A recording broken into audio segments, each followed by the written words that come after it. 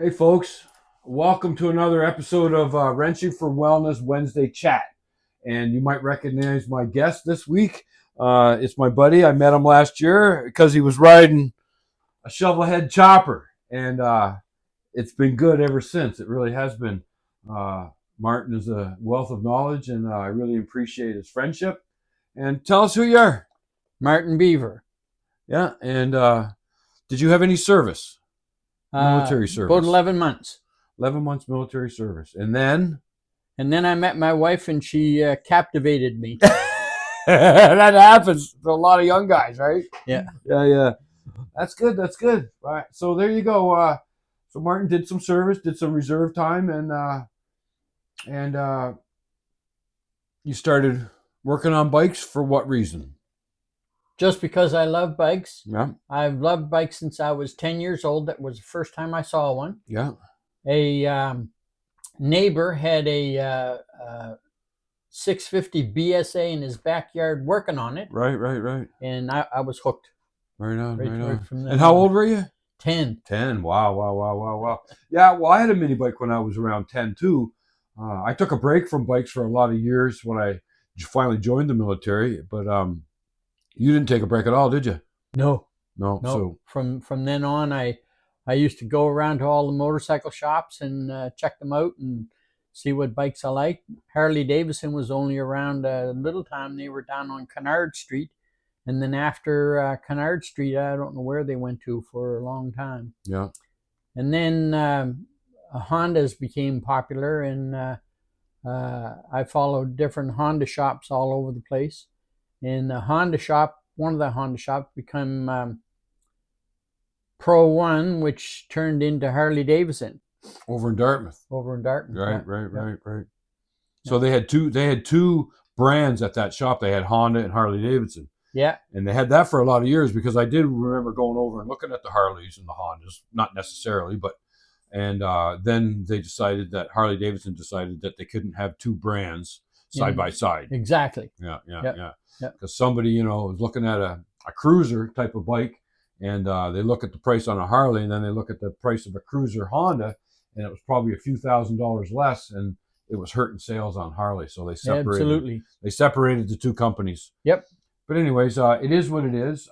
There's more to Harley Davidsons than just the motorcycle. There's all kinds of stuff that goes with it, and I enjoy that part of it as well, as you do as well. And your bike right now, this thing here, Kickstart Shovel, yeah, a 3-inch primary on it. I don't know if you can see that, but this is a pretty cool machine, and Martin built this. It's very, very cool. I was here last year when I first met Martin. This wasn't running yet. And then 2 weeks later, it was running. Yep. And I came for another visit, and it was outside the garage here, and I said, why don't you start that thing for me? He freaking threw his leg over and started kicking it. And it kicked in two tries, and it went. Yes. Yep.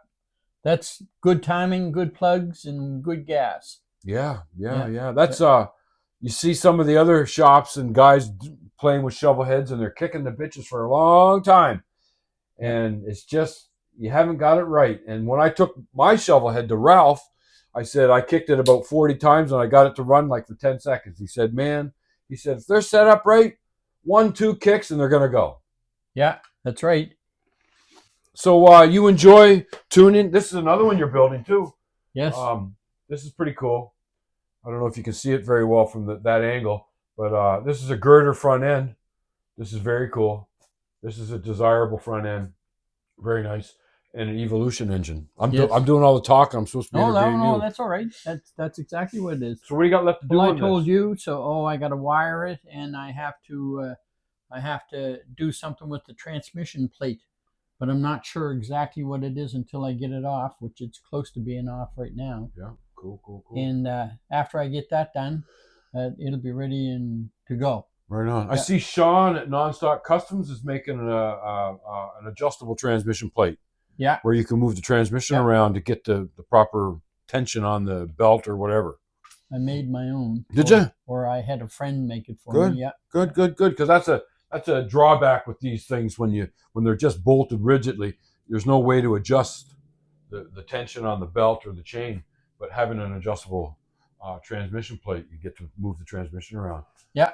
Right on, right on. So obviously you like wrenching.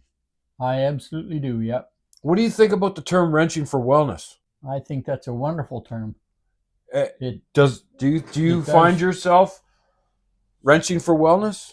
I've been doing it my whole life, actually. Did you know you were wrenching for wellness, or was it just It it was a good feeling, so you kept doing it? was just a good feeling, so I kept doing it. I know. Yeah. I know.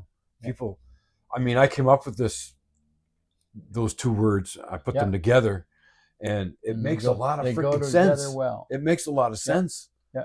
I'm telling you, people are doing it, and they don't even know they're doing it. Exactly. Yeah. And part of doing it, can I tell you about my son? Yes. He was diagnosed with cancer when he was a year and a half old, and he went through treatments and stuff. And sorry, when you're thinking that your child's going to die on you, it takes a certain amount out of you, and you don't even realize it. Right. You know how much a child means to you, and to some people they don't mean anything because they're on drugs or something like that, and they don't really mean what they should to their parents. Mm-hmm. But when they do mean something to the parent, it lasts forever. Mm-hmm. And fortunately for us, he overcame it, and he's in the military too. He's in the Navy, and he's up in Toronto. Yeah. Yeah. That's good. And so when you were having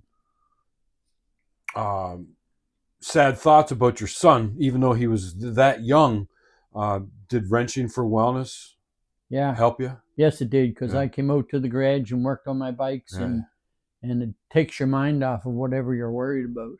Yeah. It does. It absolutely does. And it doesn't have to be Harleys. It can be anything. It can be a freaking a lawnmower. It can be a wheelbarrow. Look, he's got Honda sitting there too. That's nice. Yeah. But anyways, so what I'm trying to do and what I'm trying to promote is wrenching for wellness, obviously. And I'm trying to get people off their couches and outside, and could be gardening, could be making a picnic table, could be anything. Gardening could be anything. Mowing your lawn. Get out of your house. Yeah. It doesn't do good to be in your house. This is what does it for me. Yeah. This is what does it for Martin. This is what does it for a lot of my friends. And here's part two of all this. So if somebody came from a mechanical trade in the military or something, or even RCMP, and they retire, but they have no ability to wrench anymore. They don't even have a toolbox. If there was a location somewhere in Metro, Dartmouth, Halifax, Bedford, Sackville, that had a garage with some lift tables and some tools and a coffee shop, and do you think that would be well accepted by the public to go and do some wrenching? I think it would, yes. I think it would too. It's good. And I'll tell you something about my working here in the garage, is that there are young people that come by and stop and ask questions. Because you got the door open. Because I got the door open. I'm working with the door open. Yeah. But it's surprising how many children, young people, I shouldn't call them children, miss having an adult conversation with parents. Right. Because they don't have time for them. Yeah, they're busy. Yep. 2 people working all the time, daycare. Yeah. Phones, they're on their phones. On their phones. It's just shitty. But they stop and they... Shitty. It's nice. I'm glad you take the time for them. Oh, I do. It's very nice. Very nice. Yep. Yeah. Geez, you got a lot of miles on this front tire, don't you? Yeah. Look at all the tits on it. Yeah, there are just as many on the back tire. Oh, my God. Yeah. Anyways, that one hasn't been out on the road yet, no. but I hope to have it out this summer. I hope to see it out this summer. I really do. Yeah. So wrenching for well. Oh, news, folks! I got news. You know that I started. You might not know, but I started a sole proprietorship back in March. I thought I was doing the right thing. I was trying to start a nonprofit. I didn't know there was a difference between all these different names, right? So I paid my money and I started a sole proprietorship. And I said the next day after it was up and running, I had my certificate and everything. I said, all right, how do I make this nonprofit? She goes, well, you can't. I go, what do you mean you can't? I said, I own this name. She goes, yeah, but you should have made a society. A society is really a nonprofit. So that's a different process altogether. I said, all right, how do I get my money back? Sorry, Mr. Cameron, you don't get your money back. Yeah, so $146 down the drain. Yeah. So just last week, I've been Scottish all the way. I said, I'm not dumping it yet. I'm going to try to make this work. Anyways, I was looking for grants, and sorry, I'm taking away. No, go ahead. I'm looking for grants and money and something to get this up and running. And all the grant people want to give money to nonprofits. So I need to make a nonprofit. So last Thursday, I dissolved my sole proprietorship for no charge. Yep. Gone. Gone. The next day, which was Friday, I put in it was Wednesday. Then the next day, Thursday, I put in an application to set up a society called Atlantic Wrenching for Wellness Alliance.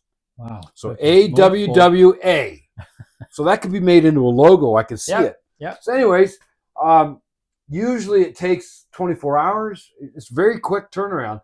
This one took a little longer. Today at lunch, I received an email from the Joint Stocks that my application for that name has been approved. Good. So now I have till the 25th of July to make this business, get it registered. Yeah. I need a board of directors. I need this. I need that. I haven't gone through all the paperwork, but I will look at it later on. So one step forward, quarter step back. One step forward. How many people on the board of directors? Five.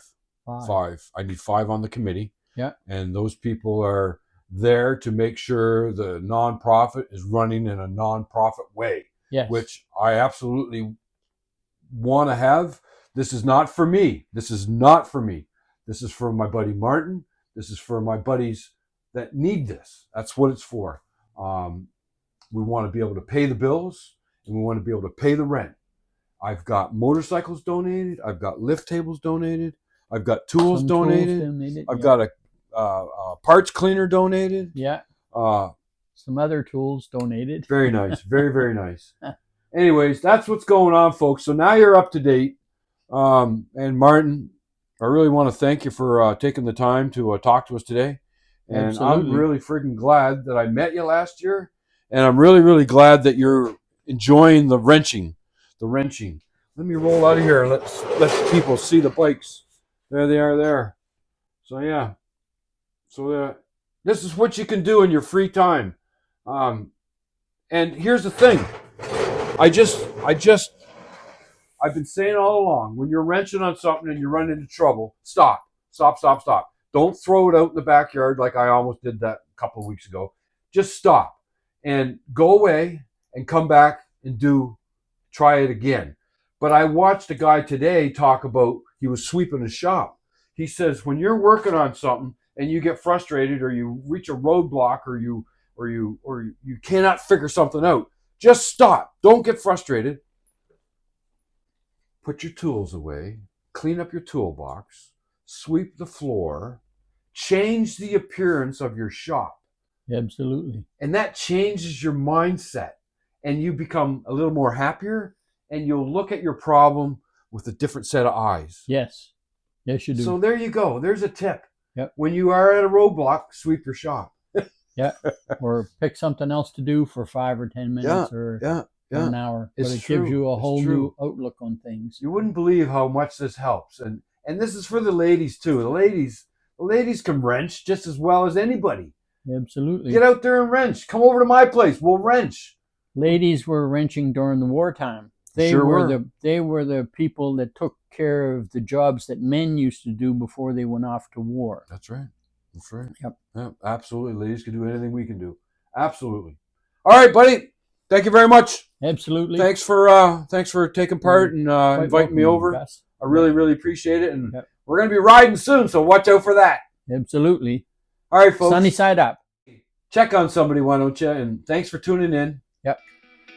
We'll see you next time. All the best. Absolutely.